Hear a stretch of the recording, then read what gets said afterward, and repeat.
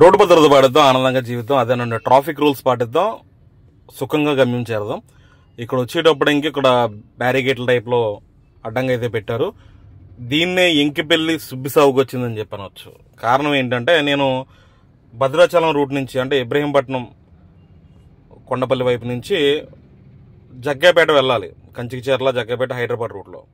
కానీ నేను రింగ్ అవతలకి వెళ్ళడానికి ఇక్కడ ప్రస్తుతం అయితే హైదరాబాద్ నుంచి ఎక్కువ ట్రాఫిక్ వస్తుందన్న ఉద్దేశంలో ఈ రింగ్ దగ్గర ట్రాఫిక్ జామ్ అనేది ఎక్కువ జరుగుతుందని యూటర్న్ అనేది, అంటే ఇక్కడ నేను డైరెక్ట్గా వెళ్ళి రైట్ తీసుకోవాలి రింగ్లో, దాన్ని మార్చేసి నాకు ఇప్పుడు యూటర్న్ తుమ్మలపాలెం అంటే సుమారుగా ఒక 2 కిలోమీటర్ల అవతల యూటర్న్ అయితే ఇవ్వడం అయితే జరిగింది ఈ ప్లేస్లో. కొంచెం అంటే ఈ ప్లేస్లో కొంచెం ముందుకెళ్ళిన తర్వాత.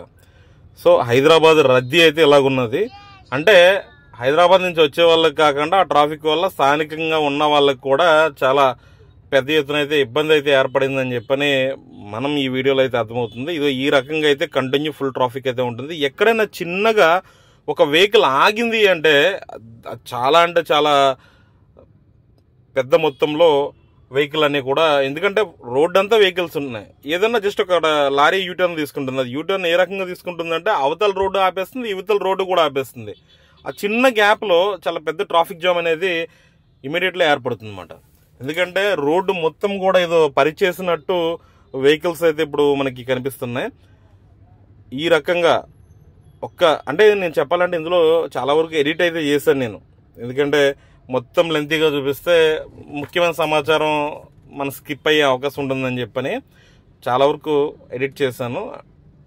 అంటే ముఖ్యమైనది మాత్రం చూపిస్తున్నాను. ఈ రకంగా ఇక్కడ యూటర్న్లు తీసుకునే ప్లేసులు చాలా ప్లేసులు అయితే ఉన్నాయి. అక్కడ ట్రాఫిక్ జామ్ అనేది దీనివల్ల అయితే ఏర్పడుతుంది. దాంతోపాటుగానే చాలామంది కొత్త కార్లు తీసుకుని వస్తున్నారు. ఆ క్రమంలోనే చిన్న యాక్సిడెంట్లు అవుతున్నాయి. వాళ్ళు రోడ్డు మధ్యన పంచాయతీ అయితే పెడుతున్నారు దాని గురించి. ఎందుకంటే ఇప్పుడు చూస్తారు ట్రాఫిక్ ఎవ్వరూ ఆగరు, ఎవ్వరూ తగ్గరు, అందరికీ కంగారే, అందరికీ వెళ్ళిపోవాలనే. కొంచెం గ్యాప్ ఇస్తే ఏదైనా వెళ్ళొచ్చు, కానీ ఆ కంగారాకు వచ్చేస్తున్నారు. సడన్ బ్రేక్ వేయడం వల్ల ప్రమాదాలు అయితే జరుగుతున్నాయి. ఎందుకంటే ఆ ప్రమాదాలు జరిగితే దాని ఎఫెక్ట్ ఎలా ఉంటుంది అనేది కూడా నేను తర్వాత ఈ వీడియోలోనే కొంచెం ముందైతే చెప్తాను నేను. అంటే ఒక ఎగ్జాంపుల్ చూపించి చెప్తాను నేను. ఇక్కడ నేనైతే తుమ్మలపాలెం దగ్గర యూటర్న్ అయితే తీసుకున్నప్పుడు నేను పరిటాల జగ్గైపేట వైపు అయితే వెళ్ళాలి. సో నేను అక్కడ వెళ్లాల్సింది కాస్త కొంచెం ముందుకు వచ్చి యూటర్న్ తీసుకుంటే ఇక్కడ నుంచి చాలా మంది ఏమనుకుంటున్నారంటే హైదరాబాద్ వెళ్ళే రోడ్డు ఖాళీగా ఉంటుంది అని అనుకుంటున్నారు.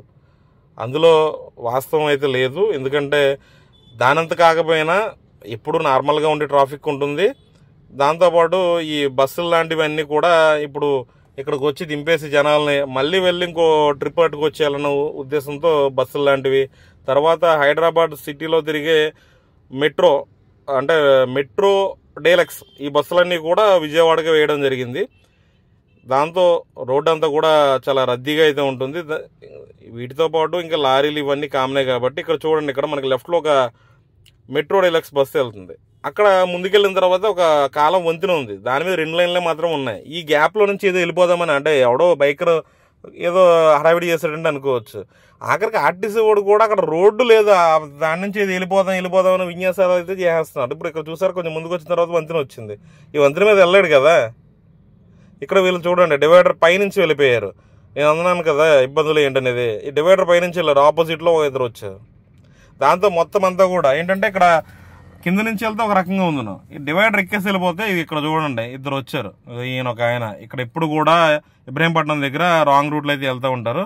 ఒక 2 బైకర్లు వచ్చారు. మొత్తం రోడ్ అంతా, అంటే ఇదంతా కూడా డివైడర్ అంతా, అదే ఫుట్పాత్ ఏదైతే ఉందో అదంతా ఖాళీగా ఉంది. ఆ ఫుట్పాత్ మీద వాళ్ళ జర్నీ చేస్తుంది, దానికి ఆపోజిట్లో రావడం, అక్కడ కిందకు దిగుతకు లేకపోవడం, మొత్తం అక్కడ అయితే ఇంచుమించుగా ఒక 20-30 బైకులు ఆగిపోయినట్టు ఆగిపోయినాయి. దానికి ఇంకా యాడ్ అవుతూనే ఉంటాయి.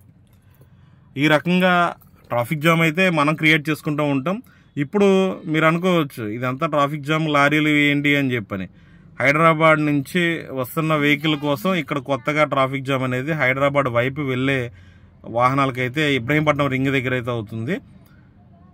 ఈ రకంగా ఏంటంటే ఇప్పుడు రింగ్లో యూటర్న్లు గట్రా తీసుకోవడానికి లేదు కాబట్టి ఈ రకంగా ట్రాఫిక్ ఉంది. అదే మార్నింగ్ సెక్షన్ అయితే యూటర్న్ తీసుకోవడానికి గట్రా ఉంది. అప్పుడైతే మరీ దారుణంగా అయింది. పోలీసులు మాత్రం ఎప్పటికప్పుడే మాత్రం వాళ్ళు ఎంతవరకు ఏది చేస్తే బాగుంటుంది అన్న ఆలోచనలు, అంటే 1 by 1 ట్రాఫిక్ పెరిగే కొలది వాళ్ళకి వచ్చిన ఆలోచన ప్రకారం కొత్త కొత్త ప్లాన్లు అమలు జరుపుతూ ట్రాఫిక్ని తగ్గించే ప్రయత్నం అయితే, అంటే తగ్గించడం కాదు, సాఫీగా వెళ్ళిపోయేలాగా వాళ్ళు రోడ్ అరేంజ్ చేయాలని చూస్తున్నారు. ఇప్పుడు ఇక్కడ ఫెర్రీ సైడ్ ఉంది కదా, ఫెర్రీ సైడ్ నుంచి ఆపోజిట్ కొండపల్లి వైపు వెళ్ళాలంటే మళ్ళీ ముందుకెళ్ళి యూటర్న్ వేసుకురావాలి. ఇక్కడ జస్ట్ అది తీసుకోవడానికి అంటే ఇక్కడ స్ట్రైట్గా వెళ్ళిపోతే కొండపల్లి వైపు వెళ్ళిపోవచ్చు. కానీ ఇప్పుడు పోలీసులు జస్ట్ రింగ్లో ఇటు నుంచి అవతల వైపుకి వెళ్తాకి క్రాస్ చేయడానికి లేకుండా బ్యారిగేట్లు అయితే పెట్టేస్తారు.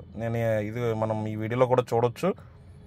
అంటే నేను ఎంకిపల్లి సుబ్బిచావుకి అని చెప్పి అన్నాను కదా, ఇదే మాట. ఇప్పుడు జస్ట్ అవతలకి వెళ్ళాలంటే ఒక నిమిషం పని, కానీ పోలీసులు వచ్చేటప్పటికి ఇక్కడ ఒక తోపుడుపల్లి లాంటివి ఇవన్నీ బ్యారిగేట్లు లాంటివి వచ్చి పెట్టేశారు. పెట్టడంతో జస్ట్ నడుచుకుని వెళ్ళేవాళ్ళు తప్ప బైకర్ కూడా పక్కూరు వెళ్ళి తిరిగి రావాల్సిన పరిస్థితి. నేను ఇక్కడ చూసి అనుకున్నాను అనమాట, పెద్దగా ఏమీ ట్రాఫిక్ లేదేంటి, అది వీటి గురించి అని చెప్పి అనుకున్నాను. కాదు, అక్కడ ముందుకు వెళ్ళిన తర్వాత అంటే ఇటువైపు రద్దీ ఎక్కువ లేదు, రైట్ సైడ్. అంటే ఈ గేట్లు పెట్టడం వల్ల రద్దీ లేదా అనుకున్నాను, కానీ వాస్తవం కాదు. అది కొంచెం ముందుకు వెళ్ళిన తర్వాత పెట్రోల్ బంక్ కనిపిస్తుంది రైట్ సైడ్లో, దానికి ముందుకు వెళ్ళిన తర్వాత ఒక కార్ని వెనక నుంచి ఇంకోళ్ళు ఢీ కొట్టడం జరిగింది. దాని గురించి రోడ్డు మధ్యలో పంచాయతీ పెట్టారు. దాని గురించి అయితే ఇక్కడ ఫ్రీగా ఉంది. అక్కడికి వెళ్ళిన తర్వాత చాలా ఇదిగా ఉంది. అంటే నేను అక్కడ రికార్డ్ చేయలేదు, కానీ అక్కడైతే చాలా పెద్ద మొత్తంలో ట్రాఫిక్ జామ్ అయితే ఏర్పడింది. కాబట్టి కొత్తగా కార్ డ్రైవ్ చేసే వాళ్ళు కొంచెం జాగ్రత్తగా చూసుకుని డ్రైవ్ చేయండి. ఏదేమైనా కూడా రోడ్డు భద్రత పాటిద్దాం, ఆనందంగా జీవిద్దాం.